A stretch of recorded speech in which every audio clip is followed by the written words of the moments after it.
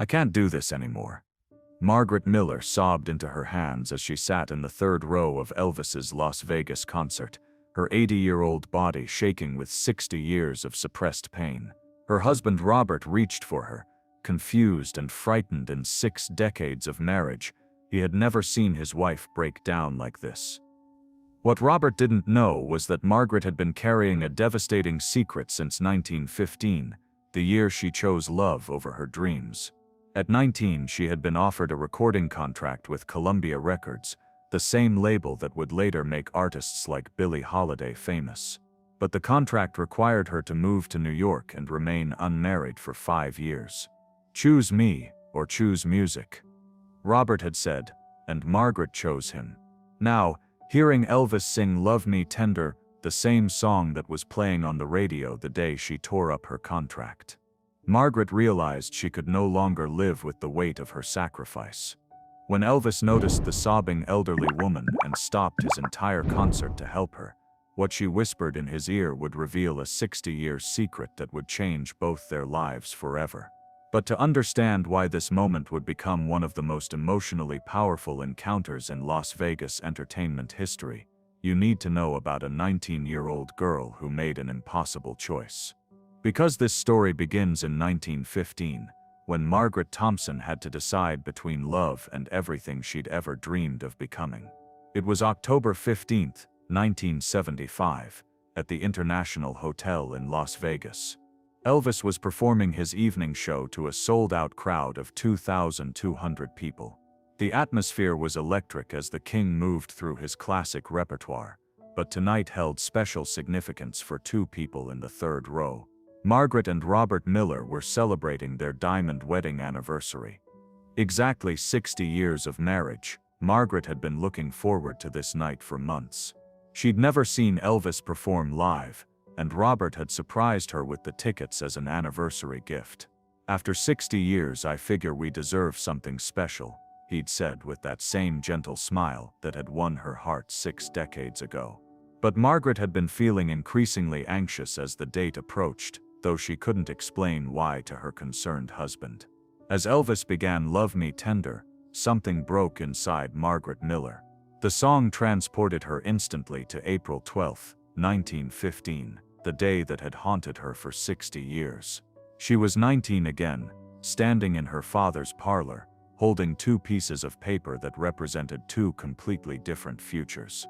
In her left hand was a recording contract from Columbia Records, offering her a chance to become a professional singer in New York City. In her right hand was a letter from Robert Miller, asking her to marry him. Margaret had been singing in church since she was 12 years old. Everyone in Memphis knew she had a voice that could make angels weep. The talent scout from Columbia had heard her at a local talent show and immediately offered her a contract, something unheard of for a young woman in 1915. But there was a catch that would destroy everything she wanted. The contract required her to remain unmarried for 5 years and relocate to New York immediately. "Choose me, or choose music," Robert had said when he learned about the offer.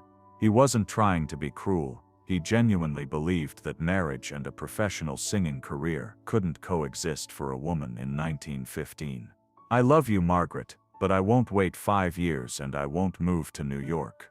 If you want a future with me, it has to be here now, as my wife." Margaret had stared at those 2 pieces of paper for hours.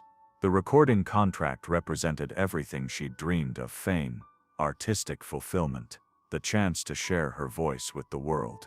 The marriage proposal represented security, love, family, and the traditional life expected of young women. But what tormented her most was a secret she could never tell Robert. She didn't just love him, she needed him to save her from something else entirely. 3 months earlier, Margaret had made a terrible mistake. She'd been seeing another young man, Charles Whitmore, behind Robert's back. Charles was exciting, dangerous, everything Robert wasn't. One night, Margaret had allowed things to go too far, and now she was pregnant. In 1915, an unmarried pregnant woman faced complete social ruin. Her only hope was to marry quickly and convince her husband that the baby had been premature. Robert Miller was the kindest, most trusting man Margaret knew. He would never question her, never doubt her, never suspect that their first child wasn't his. Marrying Robert wasn't just about love, it was about survival, about protecting a secret that could destroy both their lives if it ever came to light. So on that April day in 1915, Margaret Thompson made her choice. She tore up the recording contract and accepted Robert's proposal. She told herself it was for love, but deep in her heart, she knew it was partially for deception. That deception had been eating at her for 60 years. Now, as Elvis sang the song that had been playing on the radio when she destroyed her dreams, Margaret couldn't contain the grief any longer. 60 years of wondering what if, 60 years of guilt over the lie that started their marriage. 60 years of watching Robert love a woman who had married him partially out of desperation rather than pure love. "Margaret, honey, what's wrong?" Robert asked desperately, his weathered hands trying to comfort his inconsolable wife. He looked around helplessly as other concertgoers began staring at them. Some people seemed annoyed by the disruption, while others looked concerned for the clearly distressed elderly woman. But Elvis Presley noticed something more than just a crying fan. His performer's instincts, developed over decades of reading audiences, told him this woman's pain ran deeper than emotional response to music. Her sobs weren't tears of joy or nostalgia, they were the sound of someone drowning in decades of suppressed anguish. Without finishing the verse of "Love Me Tender," Elvis set down his guitar and walked to the edge of the stage. The massive showroom fell silent as 2,200 people realized something unprecedented was happening. Elvis Presley was stopping his concert for one person. "Ma'am," Elvis said, his voice carrying clearly through the arena's sound system. "Are you all right?" The gentleness in his tone seemed to make Margaret cry even harder. She looked up at the most famous entertainer in the world, with eyes full of 60 years of pain, and Elvis saw something in her expression that moved him deeply. "I can't." Margaret tried to speak but dissolved into fresh sobs. Robert put his arm around her protectively, still confused but clearly worried about his wife's unprecedented emotional breakdown. Elvis made a decision that stunned everyone in the building. He jumped down from the stage and walked directly to Margaret and Robert Miller, his white jumpsuit glittering under the lights as he approached the elderly couple. The audience watched in amazed silence as the king of rock and roll knelt beside the crying woman's chair. "What's your name, honey?" Elvis asked softly, his voice now audible only to those in the immediate area. Up close, he could see that this wasn't just emotional overwhelm. This woman was experiencing something that looked like a breakdown 60 years in the making. "Margaret," she whispered through her tears. "Margaret Miller, this is my husband Robert. Today is our 60th wedding anniversary. And I can't keep lying to him anymore." Elvis felt his heart skip. This woman wasn't just crying about the music. She was confessing something that had been destroying her for decades. He glanced at Robert, who looked completely bewildered by his wife's words. "Lying about what, Margaret?" Elvis asked gently. Something about his presence, his genuine concern, seemed to create a space where truth could finally emerge after 60 years of hiding.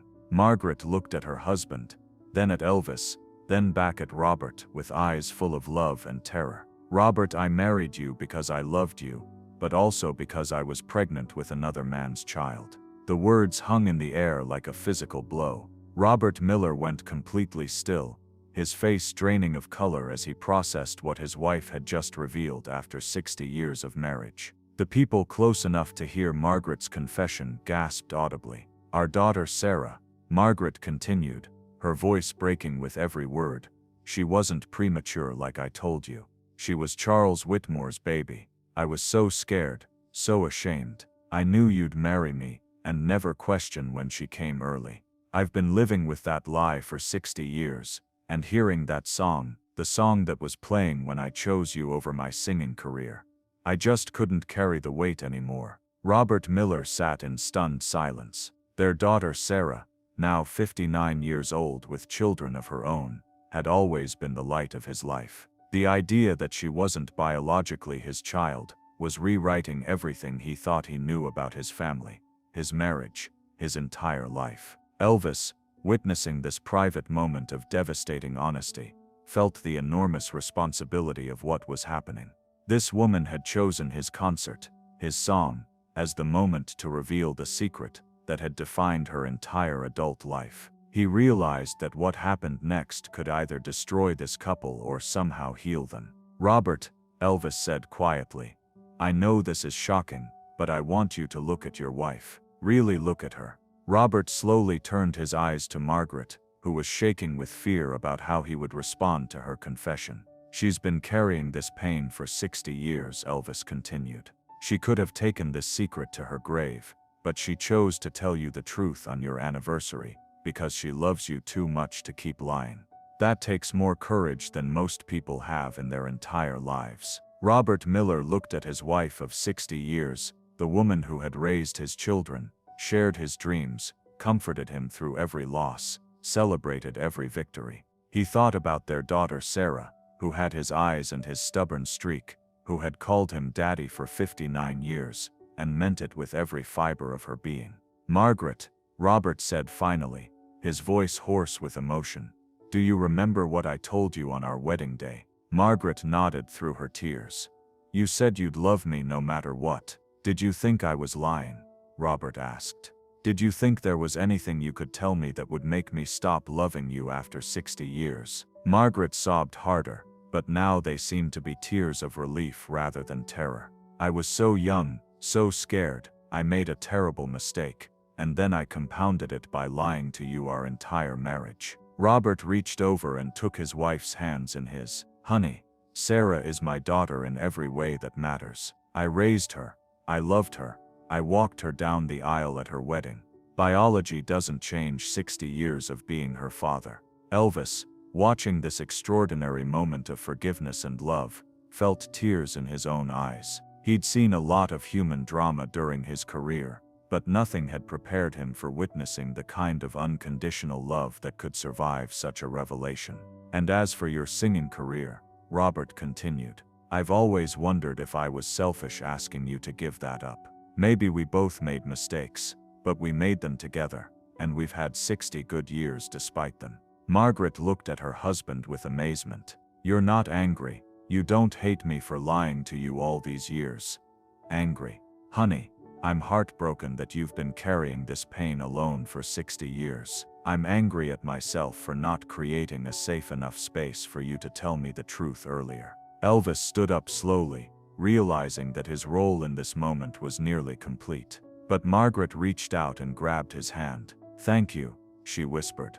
"I don't know why, but having you here made it possible for me to finally tell the truth. You have a gift for making people feel safe enough to be honest." Elvis squeezed her hand gently.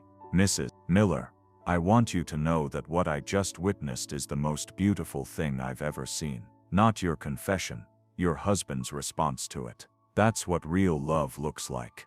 The audience, who had been watching this intimate drama unfold, seemed to understand that they'd witnessed something sacred. As Elvis helped Margaret and Robert to their feet, the entire showroom erupted in applause. Not for entertainment, but for the triumph of love over secrets, truth over deception, forgiveness over judgment. Elvis returned to the stage, but the energy of the evening had been transformed. This was no longer just a concert. It had become a testimony to the power of honesty, forgiveness, and unconditional love. "Ladies and gentlemen," Elvis said into his microphone, his voice thick with emotion, "what you just witnessed is why I do what I do. Music has the power to heal, to bring truth to light, to remind us what really matters. Margaret and Robert Miller just showed us that real love isn't about perfection, it's about forgiveness, understanding, and the courage to be honest even when it's terrifying." He dedicated the rest of his performance to the Millers, but more than that, he used the platform to talk about the importance of truth in relationships, the power of forgiveness, and the understanding that everyone carries secrets and regrets. The story of Elvis and the Millers spread quickly through Las Vegas and beyond. Within days, marriage counselors were discussing the incident as an example of how secrets can poison relationships, but also how honesty, even after decades, can heal them. Margaret and Robert Miller's story became a powerful testament to the idea that it's never too late to tell the truth, and never too late to forgive. Their daughter Sarah, when she learned about her biological parentage, responded much like her father had masked, with love, understanding, and the recognition that family is defined by love and commitment, not biology. The couple lived for another 8 years after that night, and those who knew them said their marriage was stronger and more honest than it had ever been.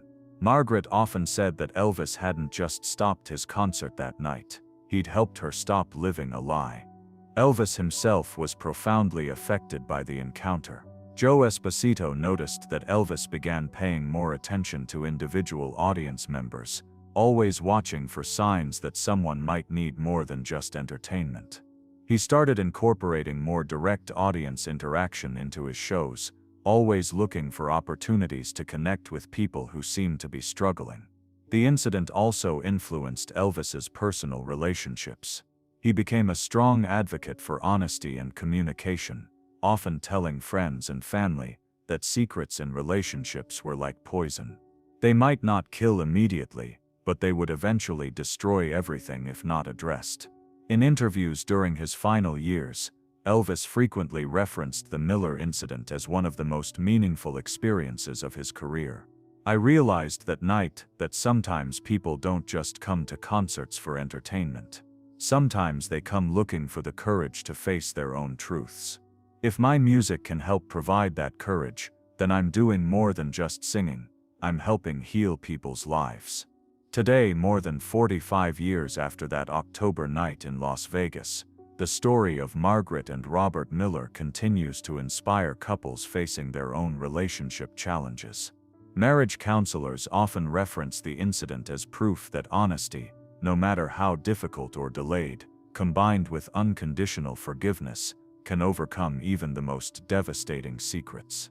The Las Vegas showroom where it happened has long since been renovated, but there's a small plaque backstage that reads, "In memory of the night truth triumphed over secrets, October 15, 1975. Every performer who plays that venue learns about Elvis and the Millers, and many say it influences how they approach their own interactions with audiences.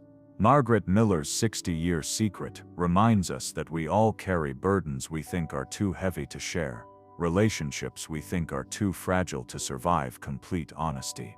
But sometimes the very secrets we think will destroy our connections are the ones that, when finally revealed with love and received with grace, actually make those connections stronger than ever.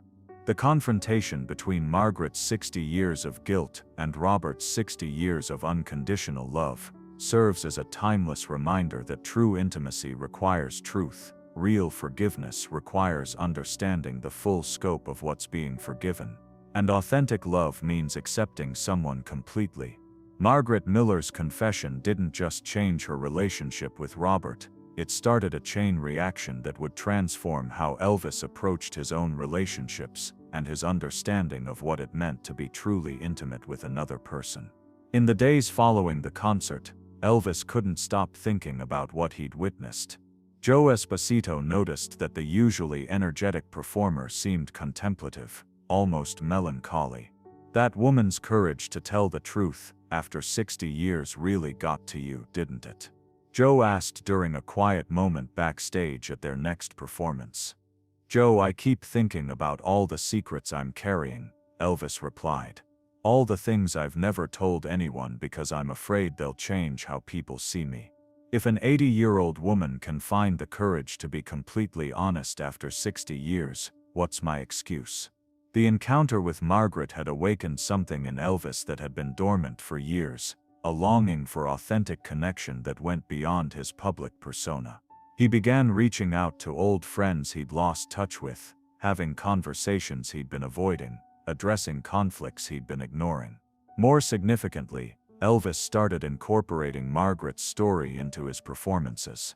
Not the specific details, but the broader message about the courage required for honesty and the healing power of unconditional love. His concerts became more personal, more emotionally intimate, as he shared his own struggles with authenticity and connection. "Ladies and gentlemen," he would often say during the quiet moments of his shows, "I met a woman recently who taught me that secrets are just fear wearing a disguise. She showed me that the things we're most afraid to share are often exactly what the people who love us need to hear." The story of Margaret and Robert Miller began appearing in newspaper advice columns and relationship counseling literature. Dr. Helen Morrison, a prominent marriage therapist in Los Angeles, wrote extensively about the incident. "What Elvis witnessed that night demonstrates the profound difference between secrets that protect and secrets that poison." Margaret's secret had been slowly destroying her marriage from within, not because Robert couldn't handle the truth, but because the lie was preventing authentic intimacy. Meanwhile, Margaret and Robert Miller were experiencing a second honeymoon of sorts. For the first time in 60 years, Margaret felt completely known by her husband. The weight of her deception had been lifted, and she discovered that being fully accepted for who she really was, including her mistakes, was more liberating than she'd ever imagined. "I spent 60 years trying to be the perfect wife Robert deserved," Margaret told a reporter who interviewed the couple about their experience. "What I learned that night is that Robert didn't need a perfect wife. He needed an honest one. The woman I was pretending to be was never as lovable as the flawed, complicated, real woman I actually am." Robert's response to the media attention was equally revealing. "People keep asking me how I could forgive Margaret so easily, as if forgiveness is some kind of superhuman effort. But forgiveness isn't about being strong enough to overlook someone's flaws. It's about loving someone enough to accept their complete story, including the chapters they're ashamed of." The couple's daughter, Sarah, initially struggled with learning about her biological parentage. At 59 years old, discovering that the man who raised her wasn't her biological father required significant emotional processing. But Robert's response helped her understand what truly defines a parent. "Daddy sat me down and said, 'Sarah, I changed your diapers, taught you to ride a bike, walked you down the aisle at your wedding, and held my grandchildren in my arms. Biology is just genetics. Love is what makes someone your parent,'" Sarah recalled. "That conversation helped me understand that some relationships transcend biology and become something much more profound." The ripple effects of that October night continued to influence Elvis's career choices and personal relationships. He began working with a therapist himself, exploring his own patterns of secrecy and performance. Elvis realized that he'd been living as a character for so long that he'd almost forgotten who the real person was underneath. Joe Esposito observed years later. This period of introspection led to what many consider some of Elvis's most emotionally honest performances. His version of "Are You Lonesome Tonight" became particularly powerful during this time, as he often dedicated it to couples who were struggling to be authentic with each other. The Las Vegas entertainment community also took notice of what had happened that night. Other performers began sharing their own stories of audience members who had touched their lives, and venue managers started training staff to recognize and respond appropriately when guests were experiencing emotional crises. The International Hotel created what they called the Miller Protocol, a set of guidelines for staff when performers chose to interact directly with audience members who were in distress. The protocol emphasized supporting both the performer's instincts and the audience member's dignity, while ensuring everyone's safety and privacy. Dr. Patricia Williams, who had studied the earlier incident involving Elvis and the security guard, found the Miller encounter equally fascinating from a psychological perspective. What we see in both incidents is Elvis's exceptional emotional intelligence and his instinctive understanding that sometimes entertainment must step aside for human connection. She wrote in her book, The Psychology of Performance and Authentic Connection. In the Miller case, Elvis recognized that Margaret's breakdown wasn't about his performance. It was about her need for a safe space to reveal truth. His decision to create that space, publicly, transformed what could have been an embarrassing disruption into a sacred moment of healing. Margaret and Robert Miller returned to see Elvis perform several more times before his death in 1977. Each time Elvis would acknowledge them from the stage, and their presence seemed to remind him of the power of authentic human connection.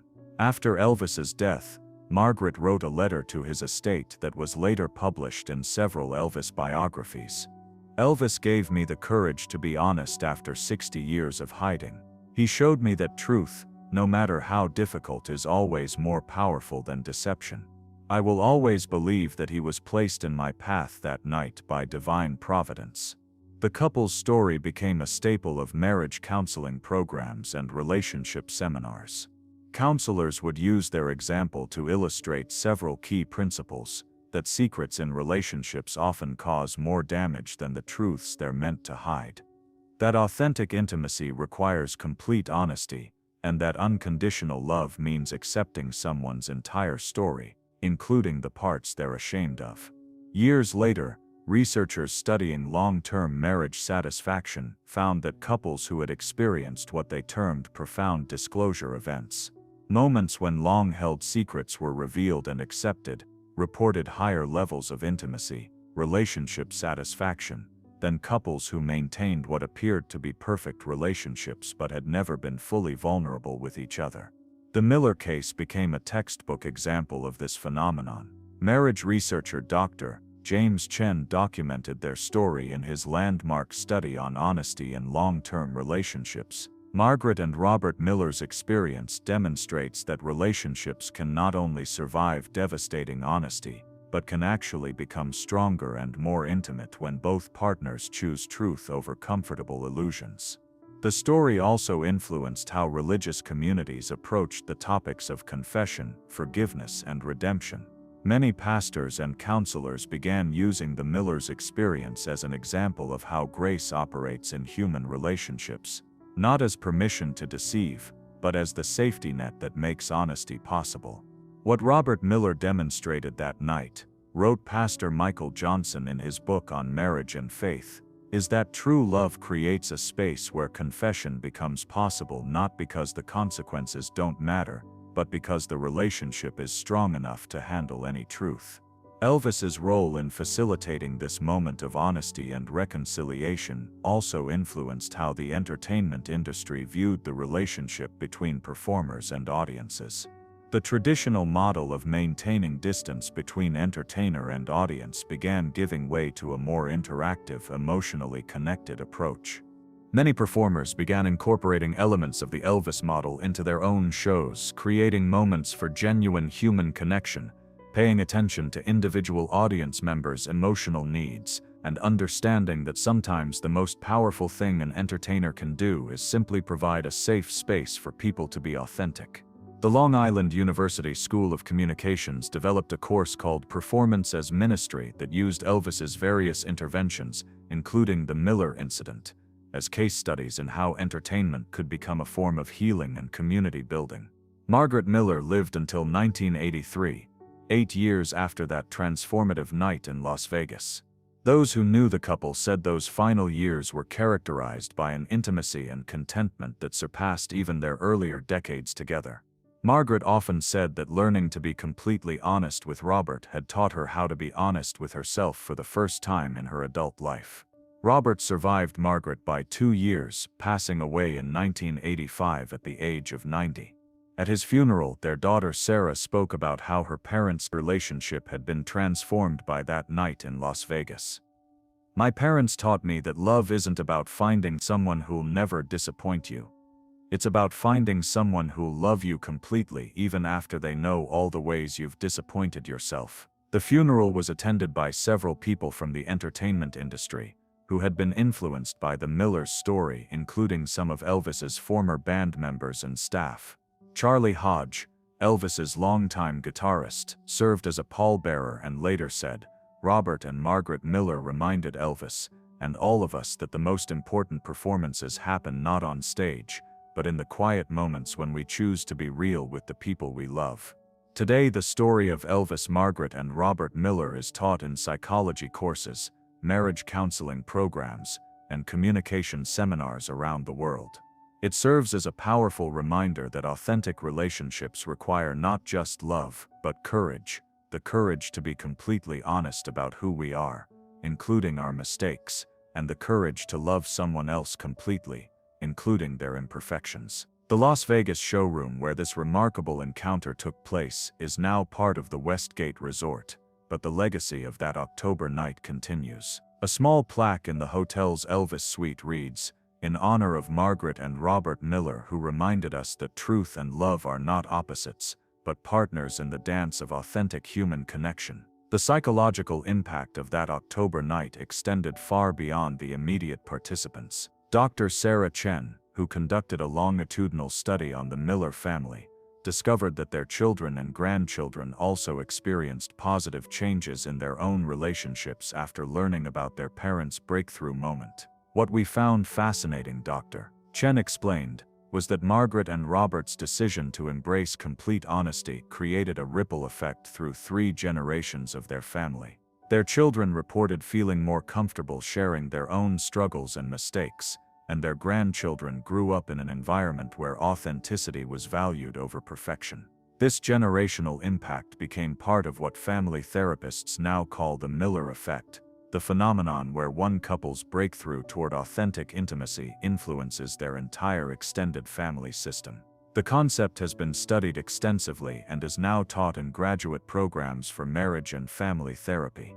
The entertainment industry's transformation following Elvis's intervention also had lasting implications. The Academy of Country Music established the Elvis Presley Award for Humanitarian Performance, given annually to entertainers who use their platform to provide meaningful help to audience members in crisis. The first recipient of this award was Dolly Parton, who had helped a suicidal fan during a concert in Nashville by stopping her performance and spending 20 minutes talking the young woman through her crisis. In her acceptance speech, Parton specifically referenced the Miller incident. "Elvis showed all of us that sometimes being an entertainer means being willing to step out of the spotlight and into someone's darkness to help guide them back to the light." Venue managers across the country began implementing what became known as Elvis protocols, training programs that prepared staff to support performers who chose to interact with audience members experiencing emotional crises. These protocols emphasized the importance of preserving dignity while ensuring safety, and they included guidelines for follow-up care and resources. The Miller incident also influenced emergency response training in entertainment venues. Medical professionals began working with venue operators to develop rapid response procedures for situations where audience members experienced emotional or psychological crises during performances. The Las Vegas Fire Department created a specialized unit trained in crisis intervention specifically for entertainment venues. Perhaps most significantly, the story influenced how mental health professionals approached the treatment of long-term relationship issues. The Miller model became a recognized therapeutic approach that emphasized the healing power of witnessed confession and unconditional acceptance. Dr. Robert Martinez, who developed this therapeutic approach, explained its principles. Traditional therapy often focuses on helping individuals process their secrets privately before sharing them with their partners. The Miller model suggests that sometimes the presence of a neutral but caring witness like Elvis was for Margaret can provide the safety and courage necessary for breakthrough honesty. This approach proved particularly effective for couples dealing with long-held secrets around infidelity, financial deception, addiction, and family history. Therapists began incorporating witnessing sessions into their practice, where couples shared difficult truths in the presence of a trained professional who could help ensure that both confession and response remained constructive. The international impact of the Miller story was equally remarkable. When the story was featured in Reader's Digest and later translated into dozens of languages, it resonated with couples around the world who were struggling with similar issues of secrecy and authenticity in their relationships. A support group called Margaret's Circle formed in London for women carrying long-term secrets in their marriages. Similar groups appeared in major cities worldwide, providing safe spaces for people to explore the possibility of greater honesty in their relationships. Many of these groups reported that simply knowing Margaret Miller's story gave their members hope that truth-telling could lead to deeper love rather than relationship destruction. The theological implications of the Miller incident also sparked significant discussion in religious communities. Seminary professors began using their story as a case study in practical theology, exploring questions about forgiveness, grace, and the nature of unconditional love. Father Patrick O'Brien, who taught pastoral counseling at Georgetown University, wrote extensively about the spiritual dimensions of the Miller encounter. What Robert demonstrated that night was not just human love but a reflection of divine love. The kind of acceptance that creates space for confession not because the sin doesn't matter, but because the relationship is strong enough to transform any truth. This theological perspective influenced how many religious communities approached premarital counseling, marriage ministry, and reconciliation processes. Churches began incorporating elements of the Miller model into their pastoral care, emphasizing the creation of safe spaces for complete honesty within the context of unconditional acceptance. The story also had unexpected influence in the field of organizational psychology. Business consultants began using the Miller incident as a case study in leadership and trust building within corporate environments. The parallels between Margaret's 60-year secret and the kinds of information withholding that can damage organizational cultures proved remarkably instructive. Management consultant Dr. Lisa Park wrote about these applications in her book, Authentic Leadership. Just as Margaret's secret ultimately weakened her marriage despite her good intentions, organizational secrets, even those meant to protect, often damage trust and effectiveness over time.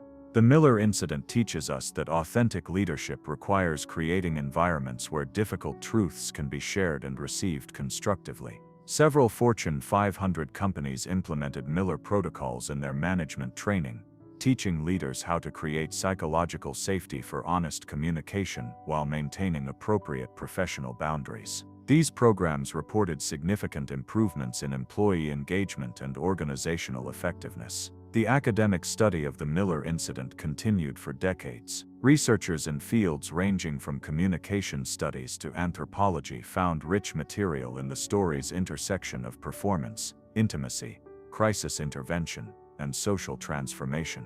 The University of Nevada, Las Vegas established the Miller Institute for Performance and Human Connection, which continues to study how entertainment venues can serve as spaces for authentic human encounter.